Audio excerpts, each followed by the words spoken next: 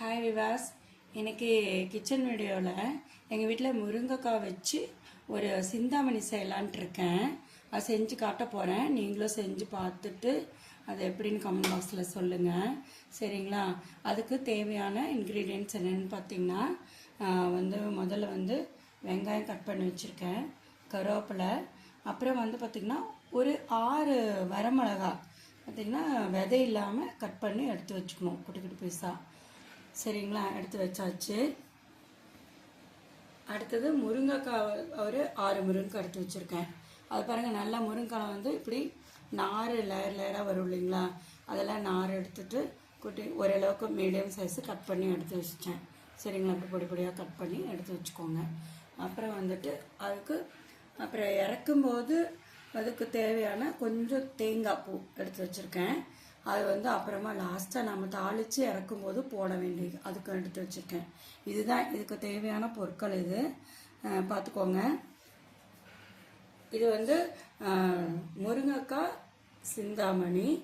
அப்போ நம்ம வீடியோ நான் போடுவேன், ஸ்டார்ட் பண்ணுவேன் தாளிக்கும் போது. அப்போ நீங்கள் இந்த ஒவ்வொன்றும் ஃபஸ்ட்லேருந்து என்ன பண்ணுறீங்கன்னா ஸ்கிப் பண்ணாமல் பார்த்துட்டே வாங்க. அப்போ தான் நம்ம அடுத்தடுத்த வீடியோ நீங்கள் பார்க்க முடியும். இப்போ பாருங்கள், கடாயை வச்சுட்டேன். அது கூட நல்லெண்ணெய் தான் ஊற்றுறேன். நாங்கள் எப்போவுமே எங்கள் வீட்டு சமையல் எல்லாமே நல்லெண்ணெய் தான். அப்போ தான் உங்களுக்கு இந்த மாதிரி எதுவும் செய்யும்போதும் நல்லா டேஸ்ட்டு கொடுக்கும். நல்லெண்ணெய் செஞ்சிங்கன்னா நான் உடம்புக்கும் நல்லது, நல்லெண்ணெய் தான்.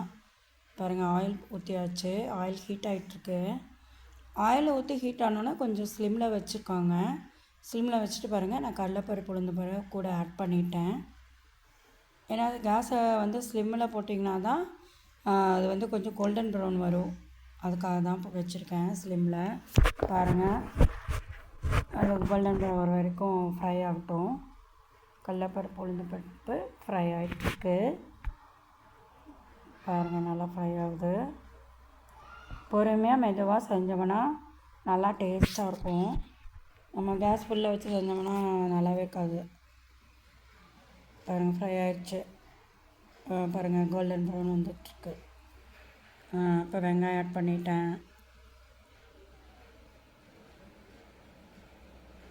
அடுத்து நெக்ஸ்ட்டு வரமிளகா கட் பண்ணி வச்சுருந்தோம் இல்லைங்களா, அதை ஆட் பண்ணிட்டேன். அப்புறம் கருவேப்பிலை எல்லாம் ஆட் பண்ணியாச்சு. எல்லாம் ஆட் பண்ணிவிட்டு நல்லா பாருங்கள் ஃப்ரை பண்ணலாம். வெங்காயம் நல்லா ஃப்ரை ஆகும்போது உங்களுக்கு அந்த வரமிளகா ஃப்ரை ஆகும்போது தான் டேஸ்ட் கொடுக்கும் உங்களுக்கு. இந்த நம்ம கொங்கு நாட்டு சிந்தாமணி, சரிங்களா? முருங்கைக்காய் சிந்தாமணி நல்லா அந்த ஃப்ரை ஆகும்போது, வரமிளகா ஃப்ரை ஆகும்போது தான் செம்ம டேஸ்ட் கொடுக்கும் உங்களுக்கு. செஞ்சு சாப்பிட்டு பாருங்கள், செம்மையாக இருக்கும். நீங்கள் அப்படியே நம்ம சேனலுக்கு ஒரு லைக் பண்ணி வச்சு சப்ஸ்கிரைப் பண்ணிடுங்க.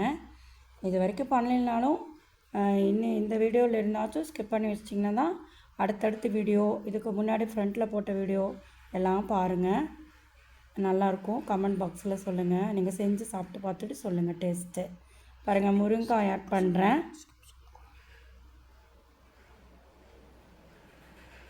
முருங்கைக்காய் ஆட் பண்ணிகிட்ருக்கேன். பாருங்கள், நல்லா பார்த்தீங்களா? அந்த நார் உரித்து வச்சுட்டு கட் பண்ணி எடுத்து வச்சுருந்தோம் இல்லைங்களா, அதை இது கூட ஆட் பண்ணியாச்சு. நல்லா ஆட் பண்ணோன்னா ஒரு கரண்டி வச்சு ஒரு தலை கொடுத்தோம்னா நல்லா எல்லாம் ஒன்றோட ஒன்றா கலந்துரும். அப்போ தான் உங்களுக்கு ஃப்ரை நல்லா டேஸ்ட் ஆகிட்டு வரும். ஃப்ரை ஆகிட்டுருக்கு பாருங்கள். ஓகே, அடுத்து நெக்ஸ்ட்டு பாருங்கள் என்ன போட போகிறேன்னு. நல்லா பாருங்கள் ஃப்ரை ஆகிட்டே இருக்கு. கூட தண்ணி ஆட் பண்ணிவிட்டு இது போட்டோடனே நல்லா ஃப்ரை ஆனோடனே என்ன பண்ணியிருக்கோம், நம்ம தண்ணி தான் ஆட் பண்ணியிருக்கேன், சரிங்களா? அவ்வளோதான். தண்ணி ஆட் பண்ணிவிட்டு இது கூட என்ன போட போகிறோம் பாருங்கள். அடுத்தடுத்து நீங்கள் இதே ஸ்டெப் பை ஸ்டெப்பாக ஃபாலோ பண்ணிகிட்டே வாங்க. ஸ்கிப் பண்ணால் பார்த்தீங்கன்னா தான் புரியும். பாருங்கள், அப்படியே பார்த்துட்டே வரீங்களா? பாருங்கள், தண்ணி எப்போவுமே நம்ம எது சேர்த்துனாலும் இந்த காய்கறி போடும்போது அதுக்கு தேவையான முங்குற அளவுக்கு போடணும். அது கொஞ்சம் மேலே தண்ணி இருந்தனா தான் நல்லா வெந்து வரும். பாருங்கள், சால்ட் ஆட் பண்ணிட்டேன். உப்பு தேவையான உப்பு போட்டுக்கோங்க.